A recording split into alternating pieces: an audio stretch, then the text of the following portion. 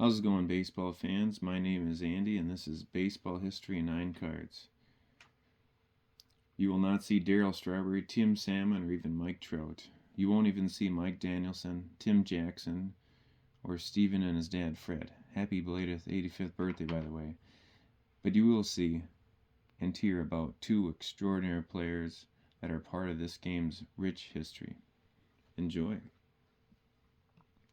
First up is Mordecai Three Finger Brown, a longtime Chicago Cub pitcher who got tested with adversity at an early age.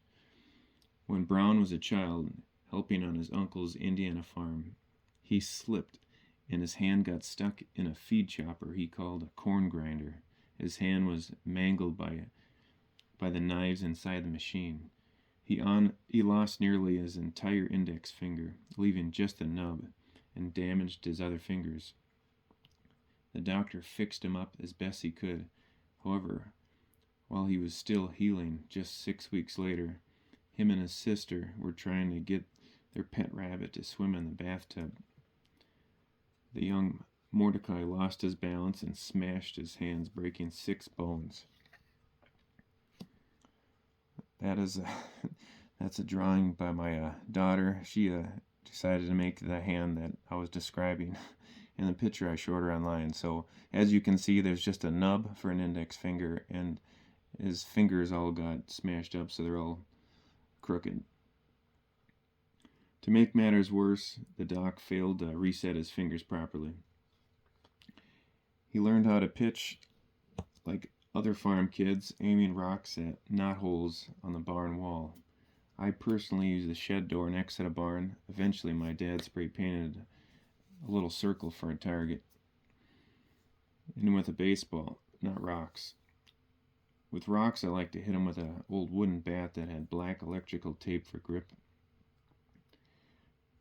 I still have it to this day, and I also have my original baseball glove as well. I believe the signature on it was Ron Guidry. Plus, I'd take a pen and add additional signatures on it. I'd sign Owen Ryan, Kirby Puckett, Cal Ripken Jr., a bunch of other guys. Anyways, back to Mordecai. While playing on a semi-pro team, he was forced into pitch in one game. He found immediate success. Because of his nub and crooked fingers, he got a sharper break to his curveball. Come to think about it, I was forced into my first pitching appearance as well. And yes, immediate success. I had a 1-2-3 inning save. From then on, I was hooked. I remember I never wanted to be a pitcher because I always feared to get hit. And the second batter I ever faced, a big looking dude, and he hit one right after my hip and went to the third baseman and he threw him out. So I didn't get hurt, so I wasn't scared no more. Fans started calling him Three Finger, but friends mostly call him Brownie because of his last name. He went on to pitch many years in the big leagues, mostly for the Cubs, even helping them to 3 straight World Series in a row. 2 of those were won, both against Ty Cobb's Detroit Tigers. Ty Cobb said Brown was one of the nastiest pitchers he ever faced. Talking about his curveball, it was the most deceiving, the most devastating pitch I ever faced. I heard it move like a knuckle curve, but at the time it had never been seen before. Brown has said, few know the excruciating pain that I suffered when I had to grip the ball in certain ways. He had many pitching duels with the legendary Giants pitcher, Christy Mathewson. In 25 games, Brown won 12 and Christy won 11. They even pitched their last game of their big league careers against each other, both going the distance in a bloodbath, Christy winning 10-8. The game was played at Weidman Park in Chicago, which is now known as Wrigley Field, the oldest stadium in the National League. He died in 1948 of diabetic complications. The following year, he got voted into the Hall of Fame. You may have never heard of Mordecai Brown, and he may have had a chicken's foot of a hand, but he was no joke. An ace on one of the best teams in history. The 1906 Cubs went on with a 116-36 record with 3 ties. That one is for you, Mr. Brian Dornbos. And how fun it'd be to get a few guys together and go on a road trip to Wrigley. That'd be a blast. Really, any road trip to a baseball stadium is awesome.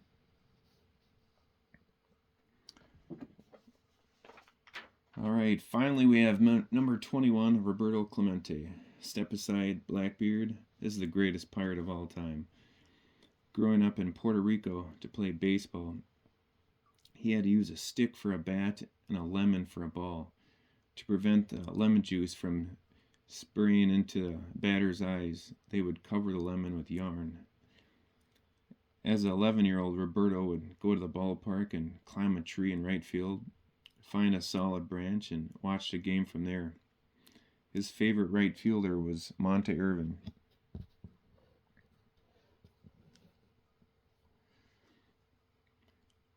One time, Irvin handed his bag to Clemente to carry it for him so he could get in for free. Before they parted ways, Monte reached into his bag and pulled out a glove and gave it to the little rascal. While he was playing minor league baseball for the Brooklyn Dodgers, Tommy Lasorda said, "Whenever we saw scouts come into the ballpark, we didn't play them. One time he was on deck, and I saw about 5 or 6 scouts, and I hollered to the manager, and I pointed. He took Clemente out for a pinch hitter, and it was in the bottom of the first inning. That young man was really upset." He was the best kept secret in minor league baseball. However, the great Branch Rickey, who used to work for the Dodgers, drafted him for Pittsburgh because Clemente was left unprotected. An auto accident in 1954 left Clemente with chronic back problems that required frequent visits to the chiropractor. He made his Major League debut versus Jackie Robinson and the Dodgers. Brooklyn got to see firsthand how bad they screwed up with Clemente. He learned English watching old westerns. He was in the Marine Corps Reserves. He didn't like to be called Bob. For the first few years, on his baseball cards, it always said Bob Clemente, but he didn't like anybody calling him that. He always corrected him every time. Even though baseball was integrated at the time Clemente got to the majors, Latin American players were often unfairly seen as lazy or selfish, especially when they sat out with an injury. The media would ask him how he was doing, and he would answer it honestly and sincerely. However, the media took it as complaining. He often said that, as a black Latino, he had 2 strikes against him.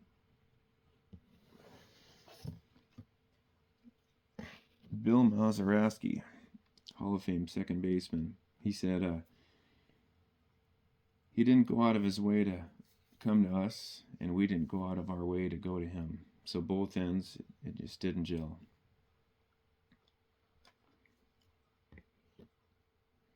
He swung hard and swung at everything, never walked.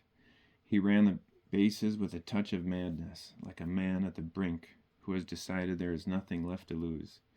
He threw to kill, gunning down runners who dared to advance. Tony Prez of the Big Red Machine said one time he was on first base and he noticed Clemente was playing extra deep in right field. The next batter hit a soft blooper that just cleared the second baseman. Perez was thinking third the whole time, not even looking to the third base coach. As he was coming up to third, the third baseman was waiting for him with a ball. Perez looked up at the coach and said, "How?" The coach said, "Come on, kid, get out of here. It's Roberto Clemente out there." Perez felt so bad. On one occasion at Forbes Field, he caught a drive against the gate in right center and rifled the ball to the plate, 460 feet away, on the fly. Great pitcher Robin Roberts said, "Most good players are smooth. They do things with rhythm." But he said that was not Clemente. The Pittsburgh star was very unorthodox. The way he ran, the way he threw. Roberts said Clemente's batting stance was ridiculous, but the results were sensational. Former teammate Willie Stargell said, He put a lot of time and effort and intelligence into his game, and what people saw was the finished product. Stargell continued saying he would take a garbage can and put it at third base where the opening was facing him. He would have somebody hit the ball to him in right field, and he would run in, pick up the ball, and throw it, one hop into the can. But that's what made him shine a little brighter, stand a little taller. Almost 3 months after getting his 3,000th hit in his final at-bat of the 1972 season, there was a major earthquake that struck Nicaragua. There were reports that the relief supplies from Puerto Rico was being sold to the survivors from corrupt people within the country. It was supposed to be free. So Clemente figured he could put a stop to that if he showed up with the supplies. So on New Year's Eve, he boarded a plane that had mechanical problems and was overloaded with more emergency supplies.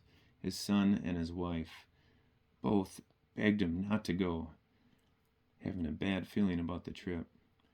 Shortly after takeoff, the plane crashed off the coast of San Juan. A horrible way to go for trying to do the right thing.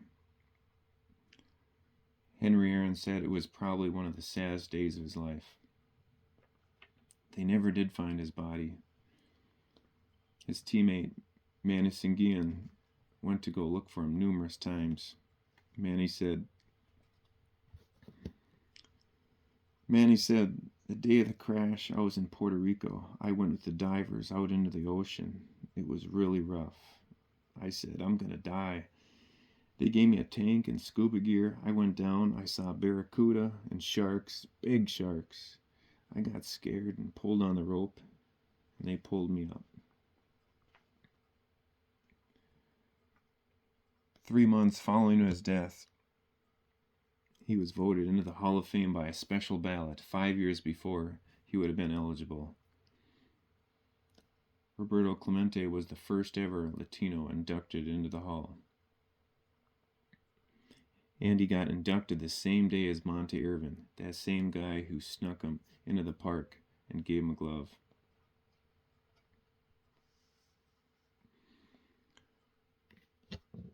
The great Dodger announcer Vin Scully said Clemente could field the ball in New York and throw at a guy in Pennsylvania. Pirate psychologist Dr. Thomas Tutko said if Clemente were a football player, he'd make Ray Nitschke look like a pussycat. Yeah, that could be because he played for the Packers, though. No, I'm kidding. Packers are a good team.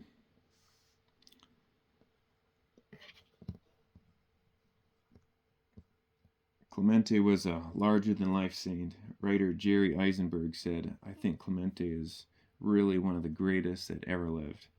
He didn't have Ted Williams' batting eye. He didn't have Joe DiMaggio's grace. He didn't have Lou Brock's speed. He just had enough of everything. And he had the heart. He had a heart that was bigger than Three Rivers Stadium. Taxi drivers, people that worked in the factories, the guys that picked up the garbage. He respected those people. He would say, the people who struggle are the people who know the true essence of what to be alive is. And that'll do it. It's been a while since my last video, but I hope you liked it.